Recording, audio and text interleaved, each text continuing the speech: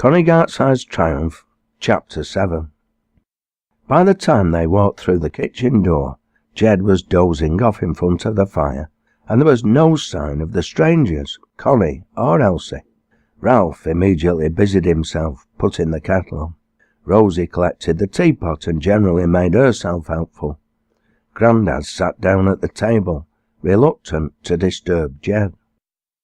Titch knew his place and accordingly made himself comfortable on the mat in front of the fire. Elsie entered the room. "There you are. How are you, Jack? It's good to see you." "I'm fine, Elsie. You're looking well." "Do you want a broom, Mother?" "Yes, please, Ralph. I'm afraid I'm a bit harassed." She smiled at Jack. "Unexpected guests. Said they wanted bed and breakfast and then decided they wanted an evening meal as well." We met them outside the Sportsman. Evidently they weren't enamoured by the riff-raff that frequent the place. I'm not sure they're too impressed with us either. Connie's showing them their room now. Mind you, I won't be too disappointed if they go. They haven't paid a deposit, so if they don't like us, they know what they can do. She's more stuck up than our Jersey cow.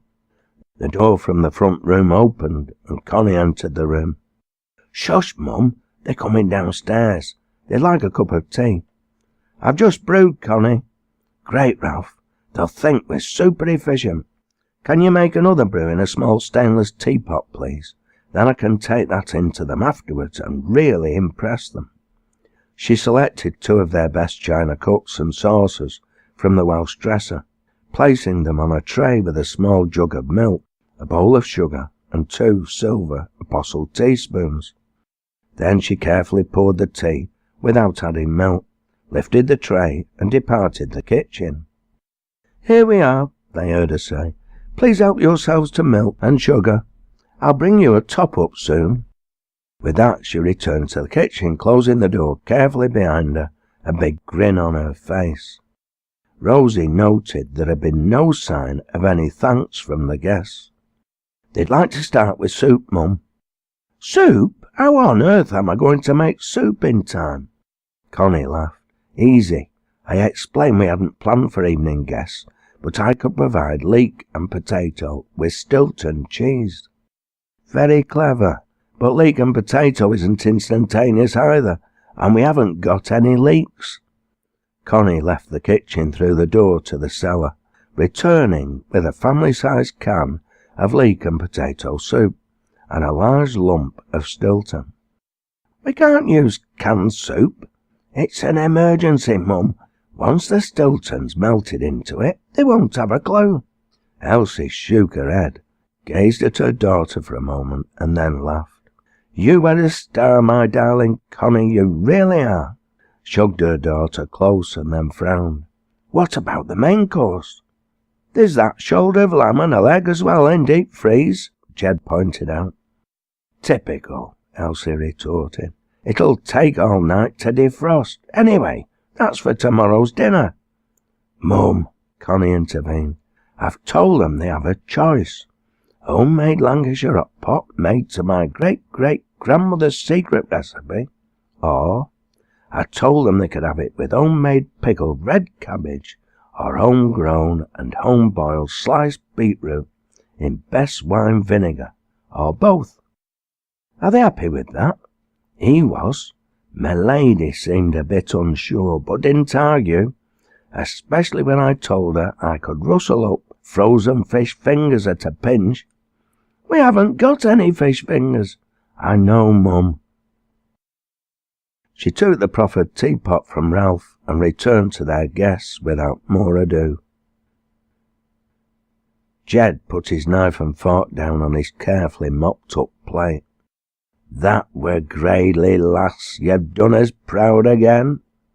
"You certainly have, Elsie, and I, for one, would like to show my appreciation." Elsie looked at Jack O'Donnell quizzically. "How about you, Jed and me, nip down to the Sportsman? There's a good hour left before they call time." "That would be a real treat, Jack, but I have guests to look after." "Not till tomorrow, Mum," Connie informed her. "They've gone to bed, and they don't want breakfast till 9:30 tomorrow." 9:30? What a waste of daylight hours. You should be pleased, Ralph pointed out. Anyway, me and the girls can look after things here. Go and enjoy yourself for once in a while, Mother. You really deserve it. Elsie shook her head, but her face sported a smile. OK, why not? I'd be a fool to refuse. Me and you have a date, Jack. Are you sure you want our Jed to accompany us? Suit yourselves, her husband retorted. But I'm having a pint or two at the Sportsman, whatever you two decide. It wasn't long after the grown-ups had left, and they'd finished the washing up and had the cutlery and plates neatly stacked on the draining board, that Ralph put his hand on Rosie's shoulder to attract her attention. He nodded in the general direction of the fire. Connie was fast asleep, curled up on her father's armchair. Her artificial leg lay on the floor by the side of the chair, evidently superfluous to requirements. At that point, Titch rose, walked over to the kitchen door and began to scratch it with an uplifted front paw. Ralph stood up and let him out into the yard. It's begun to snow, Rosie, he said softly. She joined him, and sure enough it was snowing, albeit thin wispy flakes. She looked higher up the moor. Wow, the hill's already turning white on the top. Titch returned, having completed his business. They closed the door and returned to their seats at the kitchen table. Connie told me you were making a sledge. It's finished, apart from the varnishing. Does it need to be varnished? Only the wooden seat slats. What a shame. We won't be able to test it tomorrow. Course we can. I can always varnish it later. Rosie's eyes lit up. Can I see it? Yes. Get your jacket and scarf. It's in my workshop. It'll be freezing in there. Having followed his advice, the girl followed Ralph outside, closing the door carefully so as not to wake Connie. He walked over to the building housing the cattle buyer and opened the first door. Rosie entered as Ralph switched on the light. She found herself in a square whitewashed room with an ancient workbench along the opposite wall, under a small barred window. Mounted on the wall to the left of the window was a board to which were clipped a variety of metal-cutting files and other hand tools. A large engineer's vice was mounted on the left-hand end of the bench. A sledge, manufactured from tubular steel, stood upright against the left-hand wall. Two large cylinders, complete with pressure gauges, which Rosie knew contained oxygen and acetylene, respectively, were mounted in a trolley next to it. Oh, this is marvellous, Ralph. Why have you kept it a secret from me? Will you teach me how to braze and do bronze welding? Can you silver solder? He looked at her, obviously surprised. Are you sure? Of course I'm sure. I don't want to be a social worker. I want to be an engineer like Grandad. I've wanted to be one ever since I can remember. She began to examine the sledge in great detail, running her fingers around the brazed joints as if looking for flaws. At last she turned to him. It's brilliant, Ralph. You obviously take pride in your work. If a job's worth doing, it's worth doing well, she completed the statement for him. He laughed. You're full of surprises, Rosie Ackroyd. You're not bad yourself, Ralph Gartside. For a boy, that is.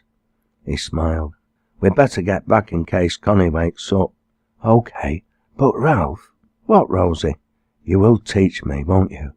Of course I will. That's brilliant. If we make some more, we might be able to sell them. He gazed at her for a moment. I never thought of making things for sale. Why not? You told me it's hard making the farm pay. Surely every little bit helps. Do you really think we could sell them, Rosie? Why not? Especially if we have a good hard winter. It's only the first week in November. January and February are the coldest months. Anyway, if we build 2 more and can't sell them, we can still make good use of them. Right, but we'd better give this a thorough test tomorrow to make sure I've got the design right. I've thought of that. We need a daredevil test pilot.